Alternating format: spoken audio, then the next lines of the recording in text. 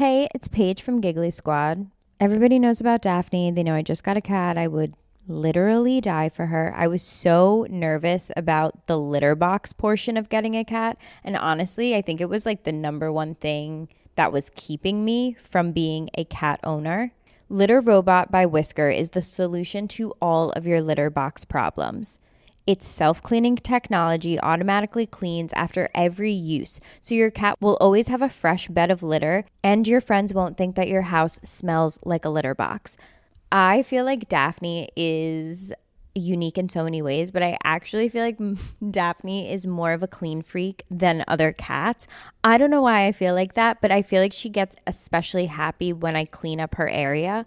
So the fact that her litter is always rotating, I know that when she's in there, she feels clean, and that means a lot to me. There are over 1 million happy pets and pet parents who have upgraded to Litter Robot. So what are you waiting for? Right now, Whisker is offering $75 off Litter Robot bundles, and as a special offer to Gigglers, you can get an additional $50 when you go to stopscooping.com/acast. That's an additional $50 off when you go to stopscooping.com/acast. stopscooping.com/acast.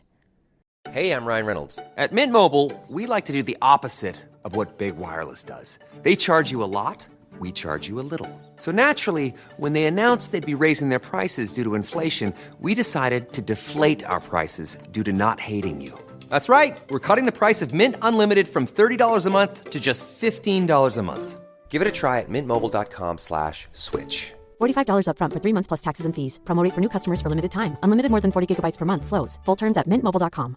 Explaining football to the friend who's just there for the nachos? Hard.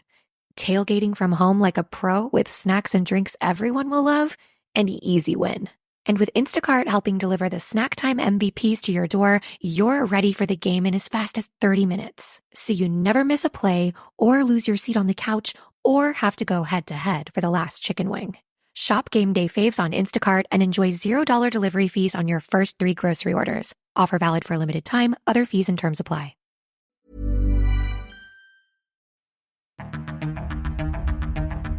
I'm Dom Nicholls, and this is Ukraine the Latest. Today, we hear how the Ukrainian city of Vuhledar is now at great risk of becoming encircled, and discuss whether the increasingly fiery exchanges in the United Nations will have any impact whatsoever. Bravery takes you through the most unimaginable hardships to finally reward you with victory. The first duty of my government is security and defence, to make clear our unshakable support of NATO and with our allies towards Ukraine. Kyiv stands strong. Nobody's going to break us. We're strong. We're Ukrainians. It's Wednesday, the 25th of September, 2 years and 219 days since the full-scale invasion began. And today, I'm joined by senior foreign correspondent Roland Oliphant. I started with the latest battlefield updates.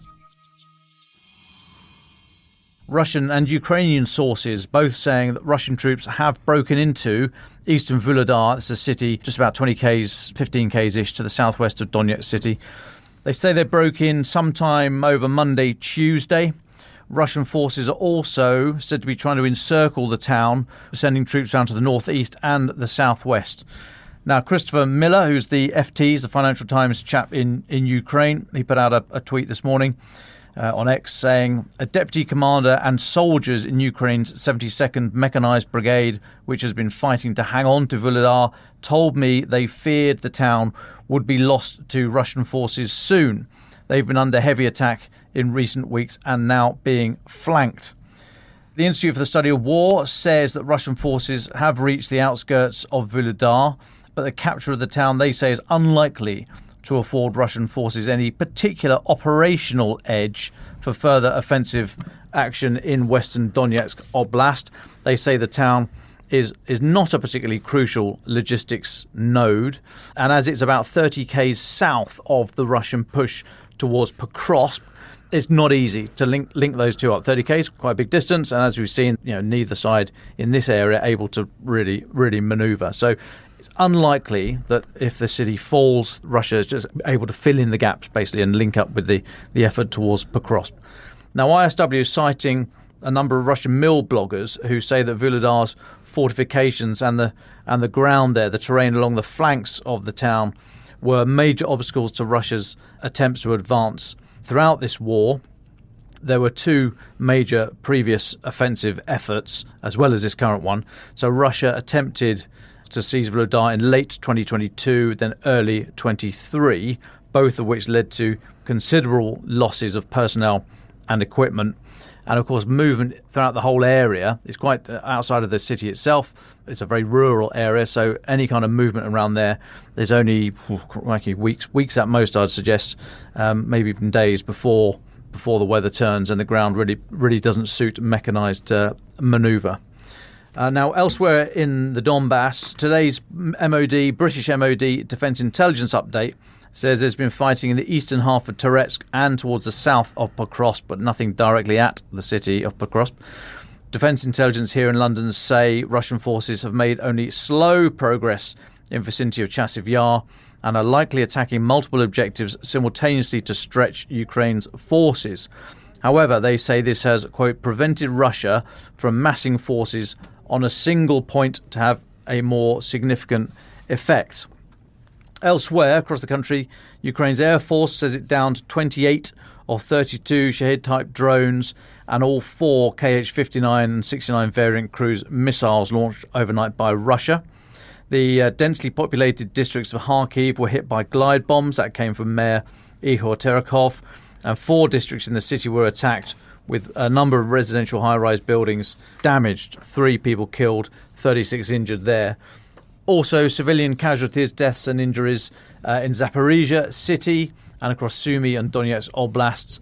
Then down south in Kherson Oblast, Russian forces targeted 20 settlements, including the city of Kherson. 1 person killed, 18 injured. Governor Alexander Prokudin reporting that. Now, before we move over to Roland for the diplomatic updates, and it's been quite a fiery day at the United Nations, lots to talk about there. I just asked Roland for his impressions of the fighting there in the Donbas and quite what it would mean if Vuhledar was lost. Hello, Roland. Hello, yeah, I'm afraid I don't like the tone of that. MOD? Institute for the Study of War. ISW, yeah. No, I think they're being far too kind of like, it doesn't matter kind of thing. I think that's a sleight of hand. I think that the reason it's absolutely true that, Vuhledar has seen off Russian offensives again and again and again throughout the war, and the Russians have battered themselves against this position and lost hundreds, maybe thousands of men and equipment over it. But that's the whole point, right? If it goes, right, the Ukrainians, they've got this consistent problem of not having prepared lines to fall back to behind these strong points. We saw it at Avdiivka. You can pluck so many little examples like this out of there. Look, if it goes, yes, it probably won't lead to a kind of a France 1940 blitzkrieg, but we haven't really seen them anyway. One analysis I saw was saying, you'd be looking at a new line kind of between Velika Novosilka and Kharkova, so it's not going to be a blooming flowers and Guderians, panzers pounding, across the open steppe and all of that. That's not how the Russians are advancing at the moment. The Russians are advancing with these massive head-on offensives that are costing them vast amounts of lives, vast amounts of equipment, and yet it works for them because they've got more lives, they've got more equipment, they've got more guns, and that's the tone of all the reporting. So I mean, I don't know. I'm not that kind of bullish about it being insignificant because I think it all adds up. Maybe I'm just in a bad mood this morning. Maybe I didn't have enough breakfast. I just wanted to add in. This is from the Centre for Defence Strategies, the Kiev-based think tank. So last night they said the Russians can't keep to their timetable in Vuhledar. They're being slowed down. They're going slower than they wanted. But they also said the Russian troops are increasing the pace of the offensive near Vuhledar, having advanced northwest in the fields west of Vodanya and east of Vuhledar. I'm not going to read the little towns. I mean, I think people can get the sense of that. They said Ukrainian defence forces are beginning to retreat from the southeastern outskirts, if he's confirmed, and that there's another enemy strike group concentrated in the direction of Velika Novosilka, which is along to the west, I think, that has not yet been engaged. And in another one of that, I'm just picking these out because I've noticed it. In another update they sent on Saturday, they said the forces and resources of the Tavria operational strategic group in the Vuhledar area are insufficient to repel the offensive of the Russian grouping attacking in that sector. Enemy maintains its logistical advantage in the Pokrovska direction in general. And this actually, to me, is the main kind of takeaway. I don't know where they get their intelligence, but I think it's an important assessment because it tells us about Russian intentions. The enemy command in the theatre of operations, at least in the short term, does not plan to halt its currently successful offensive in the Pokrovsk, Toretsk, Kurakovo and Kupiansk directions, and will limit manoeuvring of strategic and operational reserves in other areas. And here's the bit I was underlining, including in Kursk Oblast. So they're very much kind of saying that this pattern we've seen of the Russian high command deciding that they're going to prioritise Donbas over the Kursk incursion remains. Thanks, Roland. I mean, yes, we don't say, it doesn't mean anything. Of course, you don't want to be going backwards. I do accept the argument of relative costs.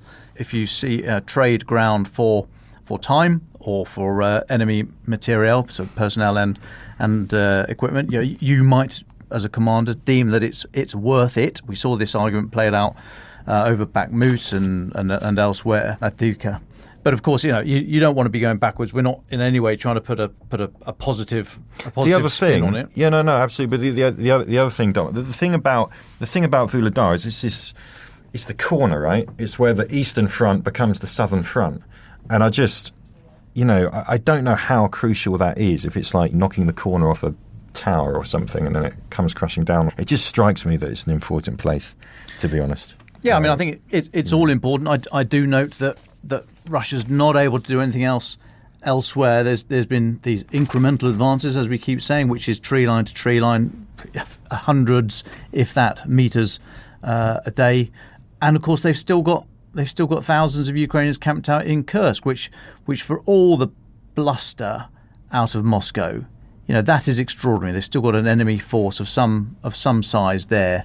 So they're not able to do more than one kind of operational level military activity at a time. But anyway, we're now in the realm of sort of fantasy fleets and who's going to go where. Let's move on to the diplomatic front, because there are lots and lots of bits and pieces happening there, especially in the UN. Really some quite interesting language coming out of the UN. Before we do, though, you've been looking at a story that Ed Conway at Sky broke about, again, more sanctions busting. So, Roland, what's that? And then take us into all the chat at the UN, please. Oh, so this is great. This is Ed Conway at Sky News. I said that. Yes, you did, didn't you? Sorry. It's a great bit of reporting. I must say, in a way, it's the kind of reporting you'll watch it and you go, oh, of course, I thought I knew that. But it gets right up close and demonstrates and shows, gets the camera on sanctions busting. So basically, he's been looking at this discrepancy between the number of exports of various things, but particularly just as as a bellwether, right? Luxury cars or car exports to Russia. They obviously collapsed after the full-scale invasion. Sanctions were introduced. But weirdly enough, they surged in all the countries next door to Russia. And he's saying he's been looking into it for a long time, and he's always been told that on paper, the data says all of these cars, they stay in Azerbaijan and Georgia and Armenia and Kazakhstan and Kyrgyzstan and everywhere else, which was a little bit hard to believe. Why suddenly in 2022, there are a lot more people who wanted to buy luxury cars in all of these countries. He's actually been down to the Russian-Georgian border, and he's worked out how it happens, basically. So I recommend you go and watch it. Basically, it involves people essentially buying the cars and registering them as their own, so you're not exporting it, and then they get driven across the border into Russia. And I think you have to write down, okay, I'm a Russian citizen, but I'm transporting this car to Kyrgyzstan or something. And that's enough, because officially it's your personal car instead of being a company. Anyway, he's been up to the Georgian border. He's found brand new Land Rovers made this year sitting there alongside Ferraris, Maybachs, Porsches, and so on. It's all pretty transparent. Everyone seems to know what's going on. But the point here isn't about luxury cars, although that makes it a nice, sexy story. The point is that if you can do it with that, it can happen with all kinds of things. And to me, the main thing, he put out an incredible Twitter thread on this, and the tweet that really stood out to me there, he said that this is basically about apathy, right? Everybody knows what's going on. Everyone's got the plausible deniability, but governments, the companies who construct these things. Everyone kind of knows it's happening, but it's kind of been pushed into the too difficult to deal with tray. I'll think about that tomorrow tray, and so on. It really exposes this question that we've talked about a lot on the podcast, actually, about how the Russians still getting Western components for their missiles and things like that. So really great bit of reporting. Highly recommend. I've just watched the full report, which is about 10 minutes long, but very much worth a watch. Yeah, we have talked about it before, and we note the words of former British General Sir Richard Barons. He spoke last year at a forum in Switzerland. I can't remember what the event was exactly, but he noted this was in the context of, well, what happens if the US pull all their support and money and equipment, weapons and what have you. And Richard Barons made the point. He said the non-North America contribution non-North American NATO nations have a combined GDP 15 times that of Russia. So he said, back to your point about apathy, he said, it's not to do with capabilities. It's to do with will, political will. If you want this to happen, it will happen. The European nations can come together. Remember that Estonian plan put forward last year for NATO members to commit to 0.25% of GDP for 4 years. The 4 years, well, it's all important, but the 4 years bit was quite important.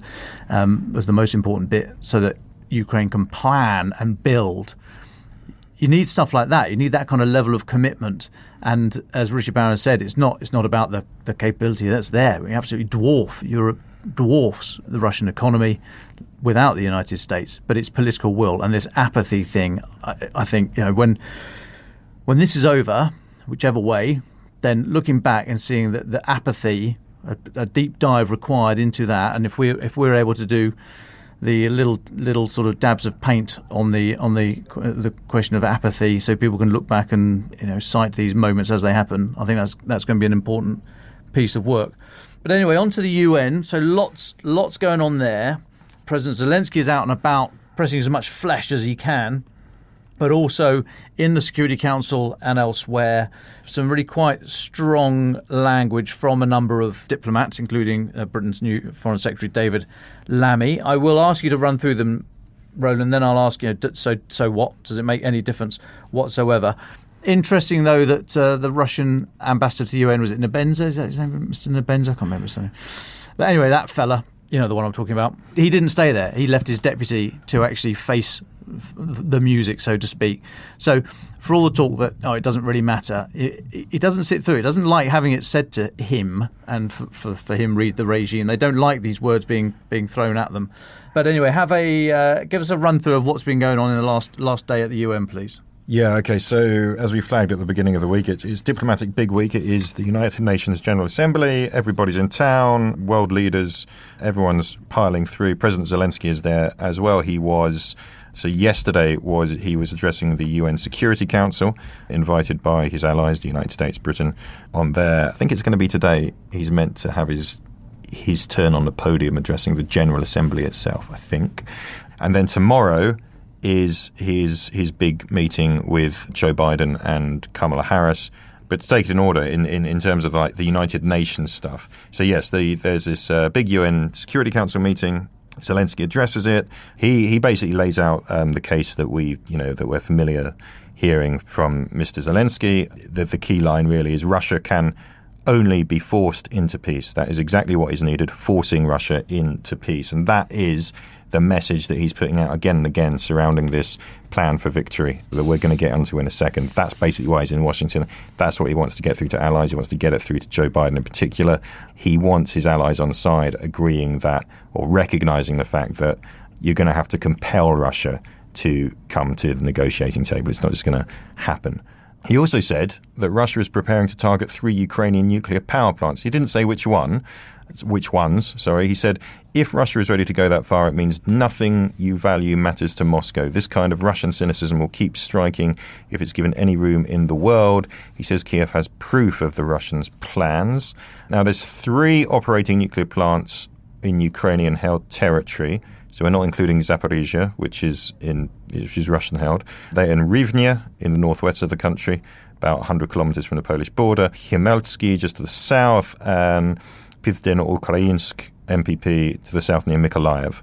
So we understand Russia regularly attacks all 3, puts their safety in jeopardy by cutting power to the units. And that's Kiev independent reporting. And just a little footnote on nuclear stuff there. That's one of the big issues at the Zaporizhzhia plant as well, is that nuclear power plants need to be connected to the power grid. In case they go down, they can't generate their own power. You need that secondary bit of power to keep them cool, to keep them safe, basically. So if you cut off their connection to the grid, you're putting them in danger, and it's a real perennial worry. Now, let's stick with this this UNSC meeting yesterday, and we'll get to the punchy lines, especially from David Lammy, the British Foreign Secretary. Here's the quote from his very, very punchy streak. I speak, excoriating Russia, and then, the money shot. I speak not only as a Briton, as a Londoner, and as a Foreign Secretary. I stand here also as a black man whose ancestors were taken in chains from Africa at the barrel of a gun to be enslaved, whose ancestors rose up and fought in a great rebellion of the enslaved. I know imperialism when I see it, and I will call it out for what it is. And he accuses Russia of trying to take the world back to an era of imperialism. This isn't a new line from Lammy. He used it in Kyiv when he was there meeting President Zelenskyy just the other week.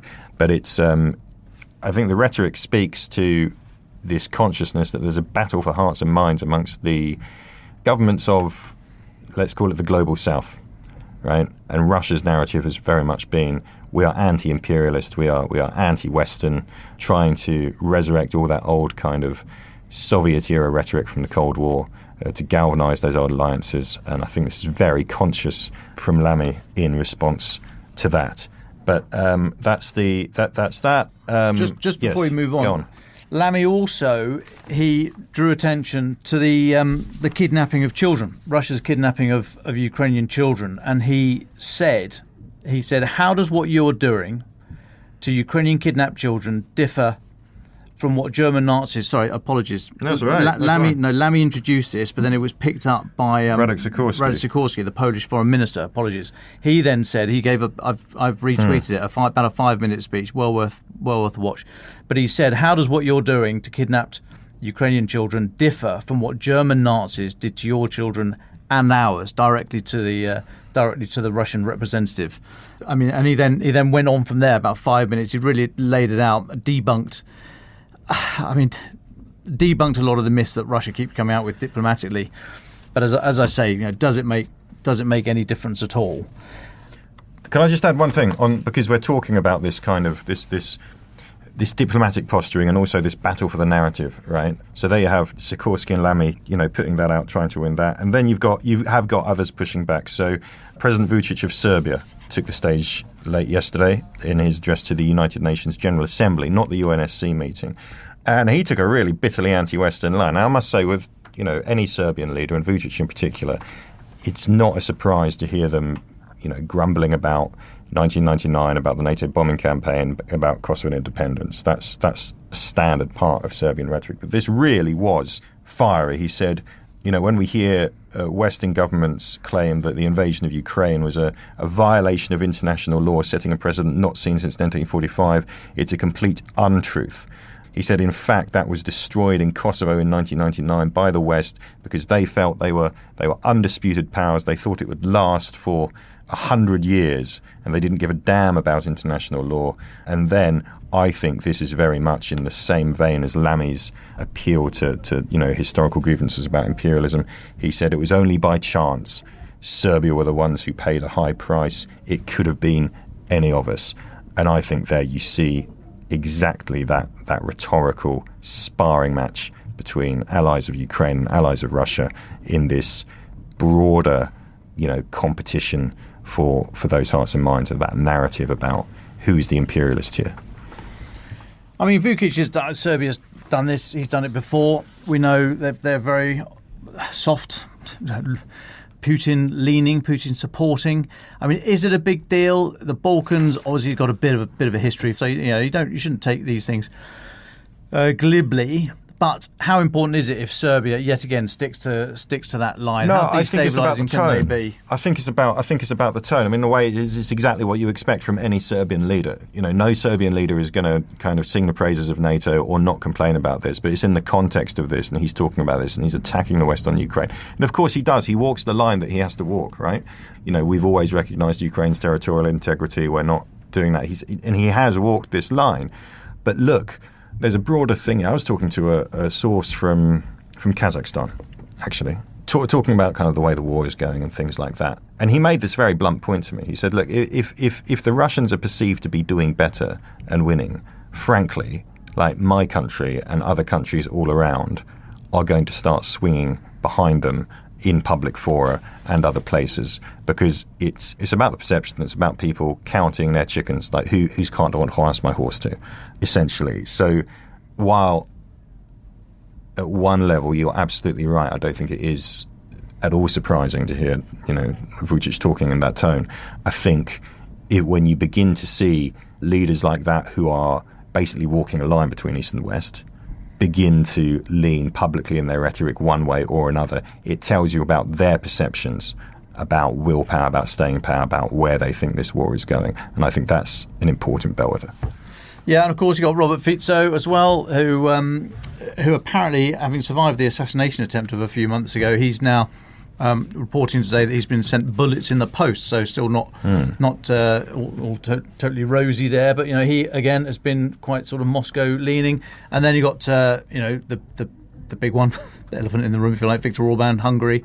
So there is a bit of a swathe of Southeast Europe who are not shy in voicing either indifference or criticising the West / NATO and the United States, or out and out supporting Moscow. So it is quite fraught diplomatically. So a lot of stuff going on the diplomatic front, and specifically at the UN, in the UN General Assembly and the Security Council. In response, now it's all very good for everyone to have their say. That is what the UN is there for. Everyone's got to be able to say their piece without fear or favour. All good stuff. But what's the leadership, Roland, of the United Nations said in response to all this stuff? Do I actually have the answer here? Don't ask me a question I don't know. Do we have this written down? No, they've said nothing. Have they not? No. Is that your answer? That's why I didn't know what the answer was. Yeah, sorry. Off that. No, I'm just yet again on my hobby horse. I look forward. Maybe it's because it's ongoing. The General Assembly. We've got the Security Council and Zelenskyy addressing them directly tomorrow. The General Assembly. I look forward to hearing what Antonio Guterres, UN Secretary General, has to say about this whole situation at the end, if not before. Roland, any more points before we start wrapping up? Yes, let's get to the big thing, really. So let's put the United Nations to the side. Why is President Zelenskyy in Washington? Yes, because it's UN General Assembly week, but really it's tomorrow, right? Tomorrow is when he meets Joe Biden and Kamala Harris, and he also wants at some point to meet Donald Trump. I thought that was off the cards. I thought that had been... Donald Trump? Yeah. I'm not quite sure. Is it off the cards? Well, already? I don't know. I thought, didn't Trump say that? I saw his camp have been kind of cagey about confirming it. Okay, let's set Donald Trump aside. Either way, Zelenskyy is meant to be meeting Joe Biden and Kamala Harris separately at the White House tomorrow.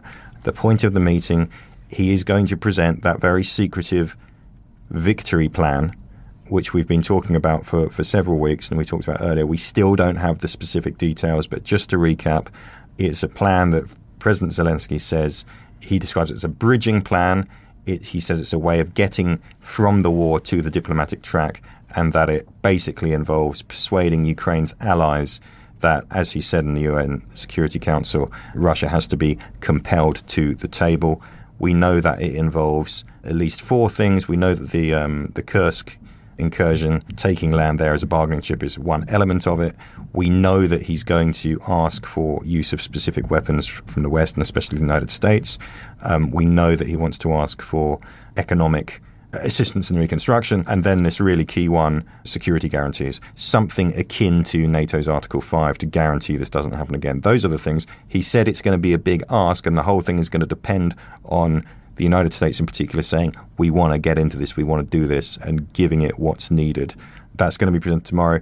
The Washington Post has a very interesting piece today talking to people in the US administration, Ukrainian sources, NATO sources, and it paints a pretty chaotic picture, to be honest, around this question. Because while it doesn't tell us anything more specific about the plan beyond what we really know, it basically says that there are big divisions, not only between the United States and Ukraine, between the United States and its allies in Europe, and within the US administration about some of these key questions, and especially the question of long-range strike permissions, which I think we can take as a kind of a token for the whole issue. Dom, have you read that? Yeah. I think the Washington Post bit says, and I quote, White House and Defense Department officials say they have not heard a convincing argument from Ukrainian leaders that the possible targets within missile range in Russia would make a significant difference in Ukraine's path to victory. This is, as I say, Washington Post reporting. They say that using the missiles against targets in Crimea, as Ukraine has done so far, is a more worthwhile strategy that has already forced the Kremlin to pull forces back from the peninsula. So, a lot of this stuff that you would hope would be behind closed doors is coming out into the open, albeit from unnamed sources speaking to the Washington Post. But no, I think no less powerful for that. So it's not a happy camp. It's really weird. A question for you, Roland, if I may. So President Zelenskyy he's presenting his plan, which has been shortened. You might see, folks, around the bazaars this nomenclature of P4V. So he's putting forward this plan for victory. And I wonder if that's a mistake. I wonder if he ought to call it a plan for peace or something like that. Now, of course, I want a Ukrainian victory. He wants a Ukrainian victory. But I just wonder, he's been saying that for 2.5 years now, / 8 years, 10 years. And I wonder if he'd come back a little bit, he might be able to go further, if you know what I mean. If calling it a plan for victory is going to alienate some people who might be wavering, as you say so earlier on, some of the Stans and some other countries that are sitting around thinking, well, where's this going to go? To be so overt. Well, I think also, wonder if that's a diplomatic. I think also those elements, perhaps within the State Department, within all kinds of governments across Europe and in the United States, who do feel like the stated goal of evicting the Russian army from every inch of Ukrainian territory is simply pie in the sky at this point. And if you're talking about ending the war, it's going to have to be, whichever way it turns out, there's going to be some kind of say we're going to end up with a Korean Peninsula scenario or a Cyprus scenario or something like that. Which I think, there's a lot of people thinking that's pretty much where it's going to go. Yes, they do get alienated by this talk of victory. But I think if you look at Zelenskyy's own rhetoric, you can see how it's changed from victory at any cost and so on to kind of, he's talking now about a just peace and things like that. And I think what you touch on there is, again, we go back to that thing I was talking about before was it on Monday when I was last on, about this lack of a coherent Western theory of victory or theory of how to end the war, which has been avoided throughout the conflict, essentially because there's so many different sensitivities. People don't want to split the alliance by revealing their different opinions about that, because it's going to mean hard choices. Because once you start saying, okay, what is the plan? How, what do we want to get? And someone says, well, we want to inflict a massive battlefield defeat on Russia and send them scurrying all the way back to Moscow. Is it possible? Isn't it possible? Or maybe the reality is, okay, we've got a plan, we've got a strategy, we think it's achievable, but by the way, it's probably going to leave the Russians in reality in control of a large chunk of Ukraine, and it won't be recognized by the West or Ukraine. It will always be considered occupied territory and so on. These are still very sensitive questions, but people look at the hard tax. Those are the kind of decisions that are going to have to be made. And they're a big, on other things here that you mentioned, as that Washington Post piece makes clear, there are some absolutely contemptuous responses to that argument put forward by the White House and the Defense Department coming from Ukrainians, but also some other, European Western sources. One source, not Ukrainian source, one unnamed Western source says the US position is stupid. Pretty blunt. Yeah, I think yes, the world loves a fudge, as I've said before. If you look at, although I feel myself bridling slightly when we talk about Republika Srpska again, but I've got a bit of history there. But anyway, if you look at the relationship between Republika Srpska and Serbia and Bosnia, that's all a massive fudge. But that's brought some form of an enduring peace. I wonder if that's where this is heading. A really untidy. If everyone's unhappy, then it's probably in the right sort of area. You're pulling faces at me. No, just because but we might end up there, and I think there is a school of thought that says, in reality, that's the way it's going to be, and the world's going to have to live with it. And then, you talk to people about the real state of, Bosnia and Republika Srpska, and people say that is absolutely not a model to follow, and so on and so forth. And then the Ukrainians have this very, very powerful argument, which is that if your vision is another Minsk agreement, right? They froze the front line twice in 2014 and 2015, and the Russians came back to more. So if the answer is, let's try and freeze the front line again, which we thought had basically happened. Basically, I thought that's what happened until 2022. I thought, there's this unhappy, messy status quo, and, eventually it's going to die down into, a frozen conflict of some sort, and why would anyone want to upset that status quo and have a massive war? Well, it turned out someone in Moscow did want to do that. But these are the tricky things. I must say, it's a bit of a mess. There's this other thing I pulled out from the Washington Post piece. It says the Ukrainians had expected Biden now to already have granted permission for long-range strike into targets in Russia, according to two officials who spoke on condition of anonymity. I must say that fits with the tone of the messaging from the UK when Antony Blinken was here the other week, and then he and David Lammy went to Kiev just before this week in Washington. It is really, really, really messy. And the other thing that I find astounding, you read that sentence about American officials being quoted saying that using missiles against targets in Crimea, as Ukraine has done so far, is a more worthwhile strategy, as that's already forced the Kremlin to pull forces back from the peninsula. And I must say that surprises me, because I've definitely had conversations with very, very respected American observers of this war who have, to me, expressed a certain bewilderment about the logic of the strikes in Crimea and said basically exactly the opposite of that. So I don't know what to make of that. And of course, just to finish this off, what that also suggests, if the US officials are basically saying, fire into Crimea, not into Russia, they are tacitly saying we accept Crimea is Ukraine. In which case, well, what are you going to do about it then? If you accept Crimea is Ukrainian, what are you going to do?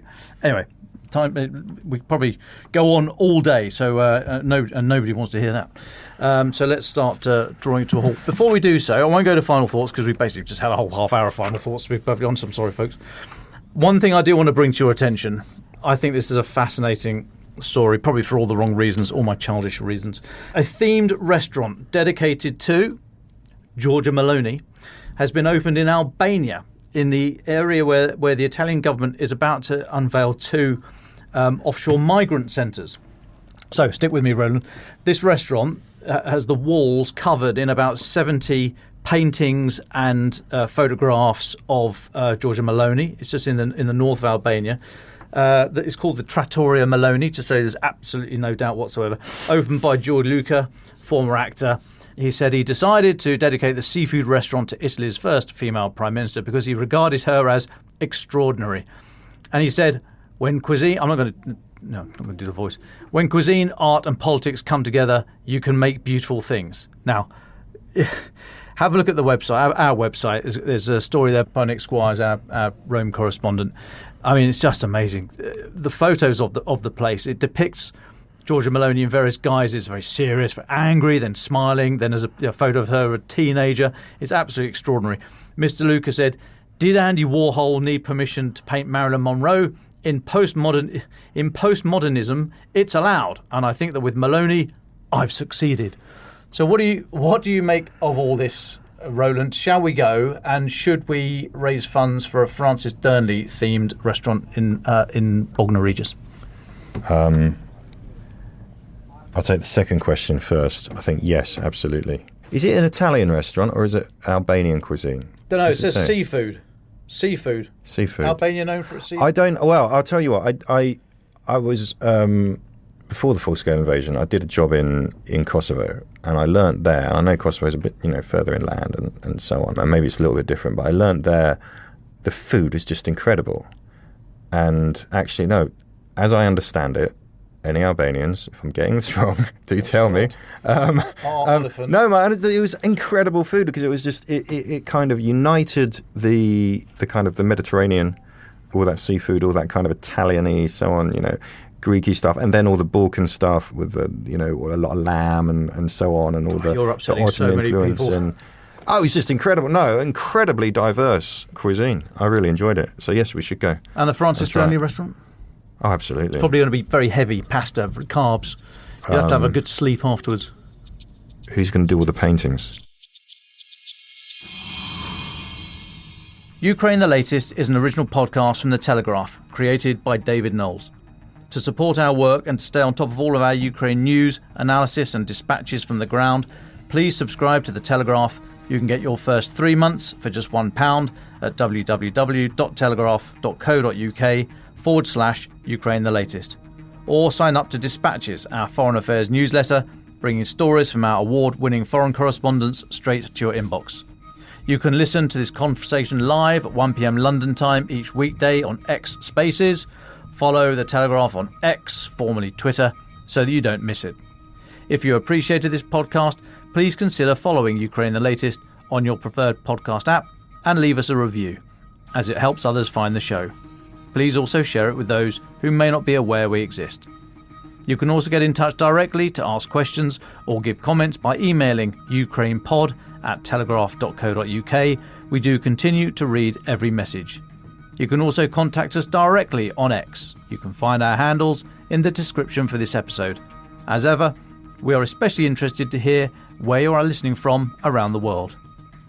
Ukraine the Latest was today produced by Louisa Wells. Executive producers are Louisa Wells and David Nicholls.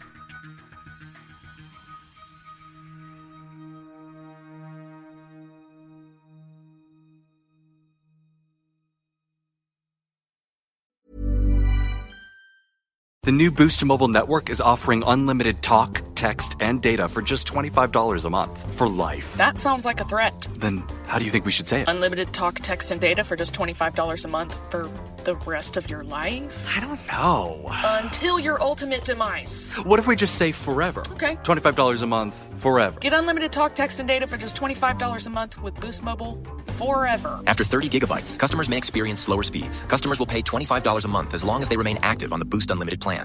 Good taste is easy to spot, but hard to pin down. You know it when you see it. And in today's culture, there's no greater signifier of taste than the car you drive. You want something sophisticated, but not stodgy. Daring, yet classic. Approachable, but with an air of opulence. That's where the Range Rover Evoque comes in. The reductive exterior is an elegant expression of Range Rover DNA, and the chiseled taillight graphics give the Evoque a sense of motion even at standstill. Explore the Range Rover Evoque at LandRoverUSA.com. Ready to elevate your everything shower? Meet Osea's new Undaria Algae Body Wash. This clinically tested pH-balanced formula uses plant-based ingredients to gently cleanse without stripping skin for a clean you can see and feel. Featuring the same iconic, uplifting citrusy fragrance as their best-selling body oil, Undaria Algae Body Wash transports you to a tropical paradise, indulging your skin and senses. The all-natural blend of grapefruit, cypress, and mango mandarin smells like summer all year round, while a nourishing, nutrient-rich formula of seaweed, glycerin, and oil infuses your shower with the healing power of the sea. Everything Osea makes is clean, vegan, cruelty-free, and climate-neutral certified, so you never have to choose between your values and your best skin. Elevate your shower ritual with clean, clinically tested skincare from Osea. Get 10% off your first order site-wide with code SEAWEED at OseaMalibu.com. That's OSEA Malibu.com, code SEAWEED.